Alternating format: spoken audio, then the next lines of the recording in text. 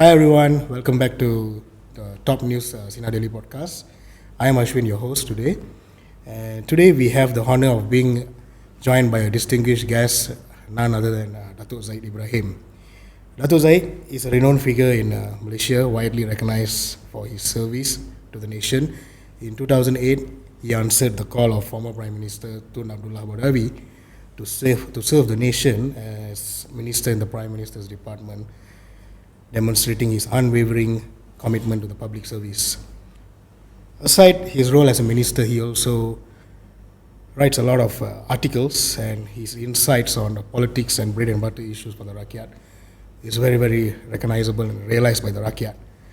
Without further ado, let's delve into Datuk Zaid's valuable perspective on crucial topics like the Malay Muslim Agenda, the future of Umno, and so on. So, Datuk, nice to have you here. Good morning. And I think our listeners would like to know what is exactly Malay Muslim Agenda? Oh, okay. Before I start on that, I want to thank Sinar Daily for inviting me. Thank you, Datuk. This is first time I'm doing podcast in the studio. Normally I talk to myself on the phone. And it is interesting topic, this Malay Muslim thing. Everybody talks about Malay agenda, Muslim agenda. And they talk a lot about the subject, but at the same time, they don't talk much. We don't know what they're talking about. Yeah, The details are not there. exactly. So to me, the most important aspect of this issue is the economic condition of the Malays. The economic situation in the country. Not just the Malays actually, it's the economic situation for poor people in the country, the lack of insufficient income, high cost of living, lack of development in many states. These are the issues that affects mainly the Malays. But this should be the main agenda. So to answer your question, what is it that is important about this Malay Muslim agenda is to be united on how to develop the economy of the country, especially the Malays. That should be the focus. At the moment we talk about Malay Muslim agenda, but we talk about everything. Coldplay, concert, and then the MPs shouting at each other in parliament. MPs defecting from one party to another, MPs or politicians being sacked from UMNO and so on and so forth. This is not Malay issue. These are politicians' issue. So I would like the country to focus on the economic issues of the people. Datuk, why is it so hard to achieve the Malay Muslim Agenda? Sedangkan the way, the description that you just gave, is actually totally achievable by right. Yes. It's difficult because they are not clear what this Malay Muslim unity is all about. On one side, they say we want more Islam. But for the last 40, 50 years, they have been fighting for more Islam. But what does it mean? More religious classes, maybe, more ustaz giving lectures on TV, maybe. But that's not the real development in Islam. Islam wants the people, the followers, to be progressive, to be advanced, to be wealthy, or at least to be not in poverty. That's the religion's main objective. The spiritual side, I think, is something we all can aspire ourselves. Government should not get into that area. But the problem with Malay unity is that everybody wants to talk about symbols. They want more Islamic this, more Malay, more this. But these are meaningless concepts. So I would urge again, go back to specific. We need jobs, we need development, we need better housing, we need better income, better schools, better public transport. These are the issues of the Malays and of the Malaysians. So if you are focused, if PAS and UMNO, for example, and Bersatu, agree to sit down and say, okay, let's talk about public transport in the country. Let's talk about how to have to grow more rice, how to get people employed better. Let's address the issue of underemployment. Let's address the issue of undocumented migrant workers, because this all has an effect on the economy. See, if the Malay parties are united on these issues, it's easier to be united, because you have specific issues. Correct. But if you are talking about concept, you can never agree. More Islam. What Islam do you want? More this, more that, more Malays, more Putra rights. What right? So until these parties are specific and clear what they want, we will never get unity. Datuk, just now you spoke about spiritual side and also PAS Bersatu.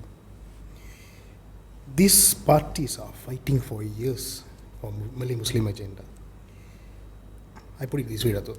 What do Islamists want, especially those in power, people like from PAS? Yes, I think they don't really know themselves.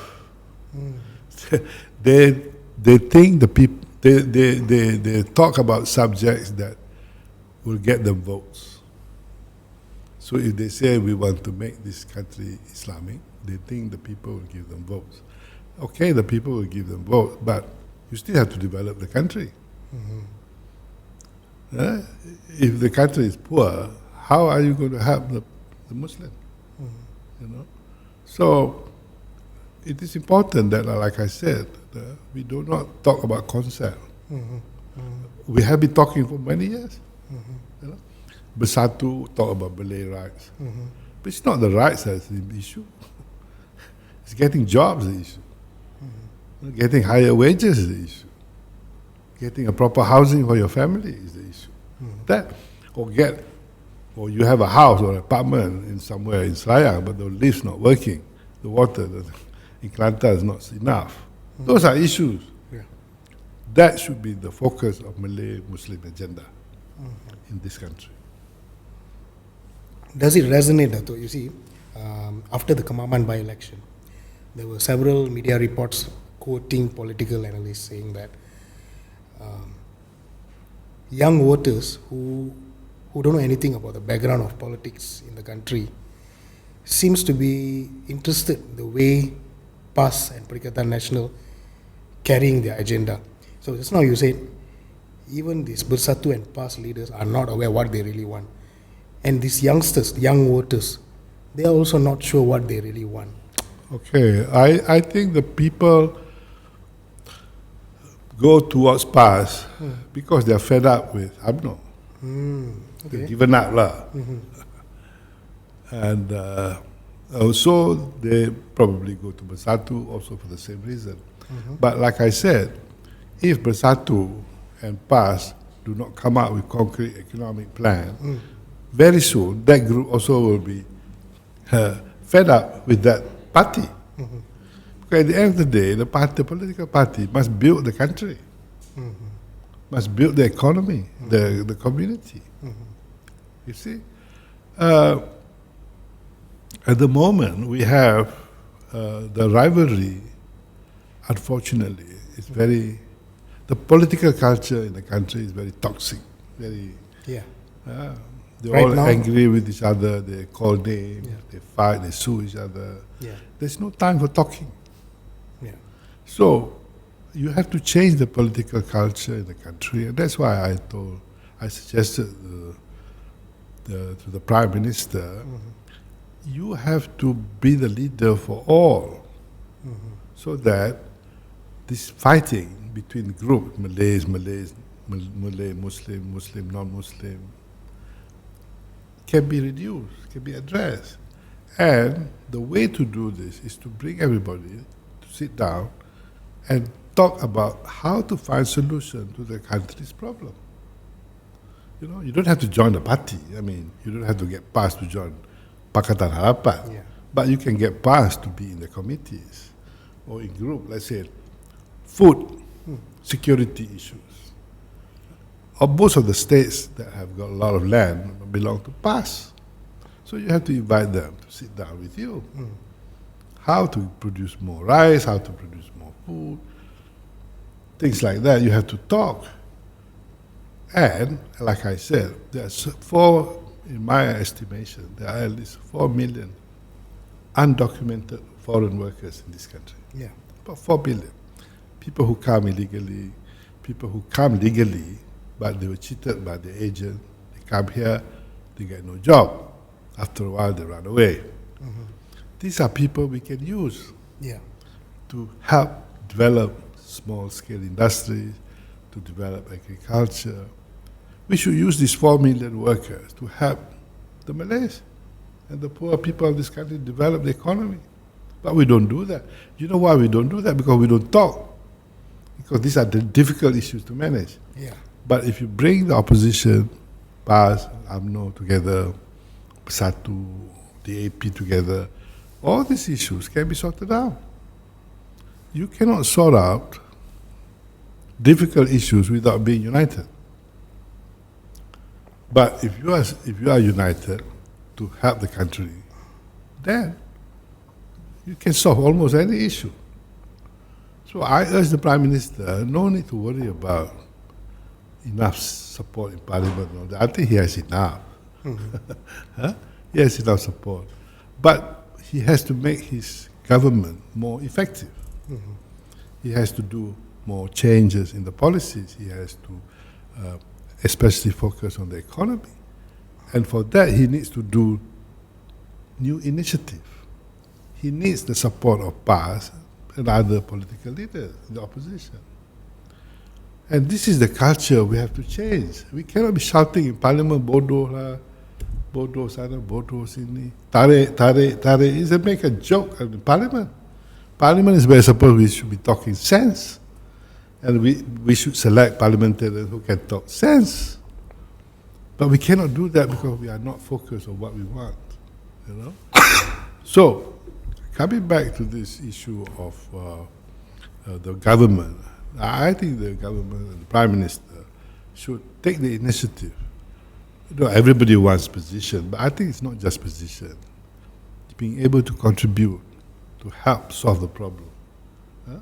I think that is the main issue, and I think when you reduce the temperature, when the fighting is less, when the shouting is less, then you can talk more sense about how to solve the community's problem. Okay, Dato'.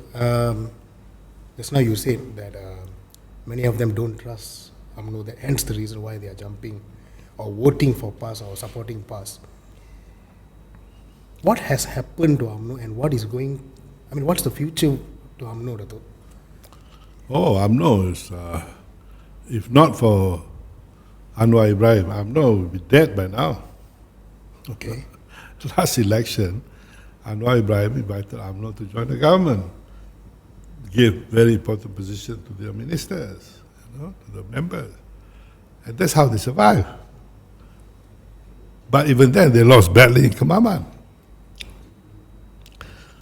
A year ago, they lost by 27,000. Now they lost by 37,000. By next election, they will lose by 57,000. So UMNO is downhill. Okay? And I'm an UMNO member. I'm very concerned. There's no attempt to address the issue. Is it because of Zaid? Well, because of, not just Zaid, because the culture in UMNO. The leaders are scared of I don't know what they're scared of. They don't talk. Those who agree with Zaid probably talk once in a while. But those who don't agree also don't talk. They're all scared they'll be sacked. Maybe they'll be sacked like Hisham Jalil. But you see, the party you cannot revive UMNO into something credible and attractive to the people if the leaders don't talk and ask for change. No? But then everybody wants to keep their position, so they're scared that Zaid might sack him. So this is what happened. Like I said, the Prime Minister has done UMNO a great favor. But I think the Prime Minister now should do PAS a great favor. Because PAS represents the Malays really now, not UMNO. So you should support the party that represents the biggest bloc. Okay, there are a lot of issues about PAS. I also don't agree with some of their policies. But you cannot deny they represent the majority of the Malays. Now. So I hope the Prime Minister will engage PAS and see whether they can implement good policies together, solve the problem of the nation together, because if Anwar continues to support UMNO without change in UMNO, Anwar will pay the price also one day. I think he's paying already, right? Yeah, he's already paying the price, but it's not too late, Yeah. But because UMNO's leaders they themselves have no plan how to change this thing. I have suggested some plan, but of course they don't listen to me. I said we should get back all those fellows you sacked last time. Yeah. That's the first step. Get Khairi back, Shamuddin. Get whoever is back, Get them back. And then reorganize ourselves, make peace internally, and then organize election.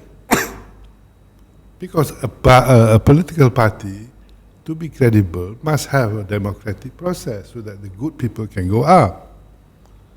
If you don't trust your own members to select the leaders, how can you expect the public to trust you as a party?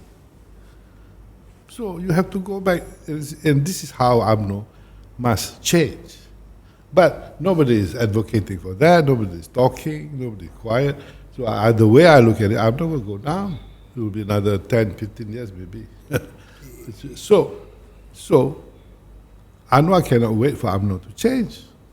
Anwar must try and change PAS, or at least encourage PAS to be more moderate, more reform, more project-minded, help them. There should not be fighting. Because who pays the price? The country. So leaders cannot be selfish. It cannot be about themselves. See, leaders should be judged by how they make other people better, how they make the parties better, how they make the communities better. But we have a lot of selfish people. It's me, it's how I feel. Don't insult me. It's always about me. But true leaders are about people. Tapi Dato', do you think Prime Minister Datuk Seri Anwar Ibrahim is doing enough to bring PAS and Bersatu in? I'll give you an example, Dato'. This concept of allocation, something that Pakatan Harapan has been fighting for. But of course, this is not a Pakatan Harapan government. This is a unity government. But he can still give the allocation, right? Because that will be the first. I think it's a mistake for the Prime Minister to withhold allocation to MPs. I think it's a mistake because I remember those days. We always say these are taxpayers' money, and if the money goes to the MPs, it is for the taxpayers. It is for the people. Just because you voted somebody else, you cannot punish them. That's what we all say when we were in the opposition.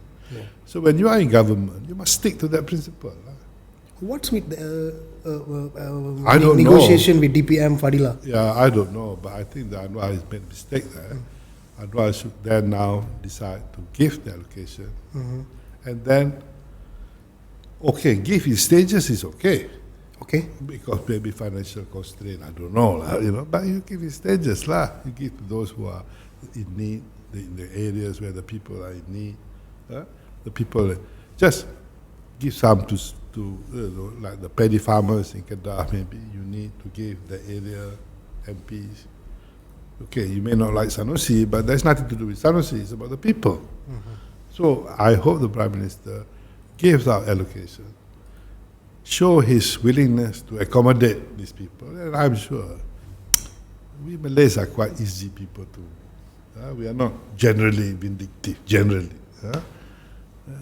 We can forget, we can forgive, So this is what we need, a change in the political culture of the country. And somebody has to start. And the starting point must come from the top. In this case, the Prime Minister. He has to show by example. He is big-hearted, he can forgive, he can forget, he can try new things, he's willing to try new things, because he wants the country to move forward. But if he's scared of this, scared of that, suspicious of this, suspicious of that, then he cannot be a great leader. Okay? And this is what the country needs now, because we have regress, I think, by any measure. I don't want to compare with Singapore. You know? Singapore is way ahead of us, you know. But why should it be like that? Why should Vietnam be catching us up very fast? Why should, all these places like Indonesia? We used to be the number one in Southeast Asia. Where are we now? So we must see this as a serious problem. We cannot say, oh, it's okay lah. We have growth of 4% every year, we're happy. Oh, our ringgit compared to the Singapore dollars is what, 360? Yeah. It's okay lah, it makes their tourists come here. See, we always find excuses for our weakness. I think we should stop that. We should try and emulate how successful countries manage their politics, manage their economy, and we should do the same. And the starting point is Malay Muslim unity on a tangible issue, not unity to fight the AP or unity to fight the non-Muslim or to fight the Christian. These are not relevant issues. The issues is unity to produce more food, get more workers to grow food, get more workers to get better income, get better housing facilities, get all those flats, make sure the lifts are running well, things like that. So these are the Malay unity that we need. Datuk, on a positive note, as Datuk Sri Anwar Ibrahim, Zaid Amidi and all other party leaders, in this 1 year, anything positive that you're actually proud of or you can give credit? Yeah, I think there are some positive aspect to this. At least we have, when the Prime Minister says he is looking at reshuffling the cabinet, that's good. That means he realized there's some shortcoming. Yeah. So a leader who realizes mistakes is a good leader to start with. So that's positive. Secondly, I think the big issues, the difficult issues like the subsidies, I think the Prime Minister has addressed that issue.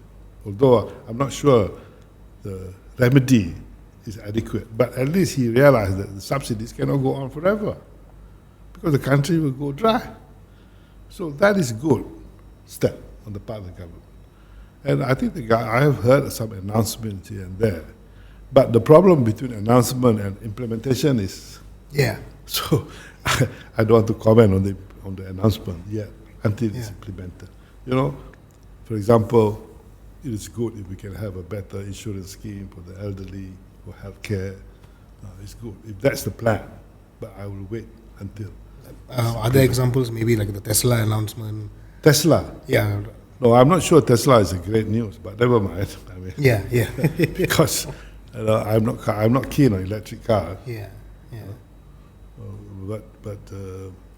But it's okay if that's what the way forward. We'll talk about that next time, Datuk, about announcement versus performance. Yeah. Announcement is great announcement, Minister comes out with some but whether it's implemented is one thing. Second, whether it's implemented properly is another.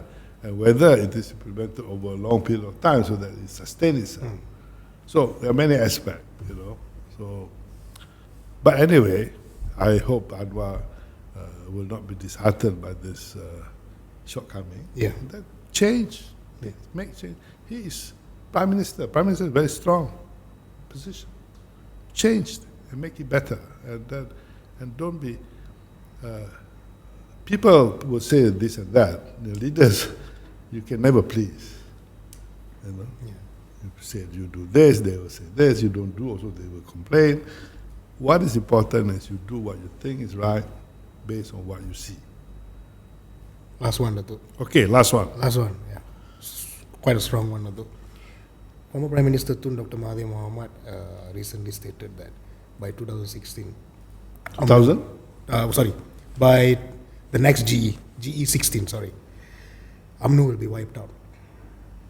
And to that, several politicians has responded saying that his party didn't even win anything, under Pejuang.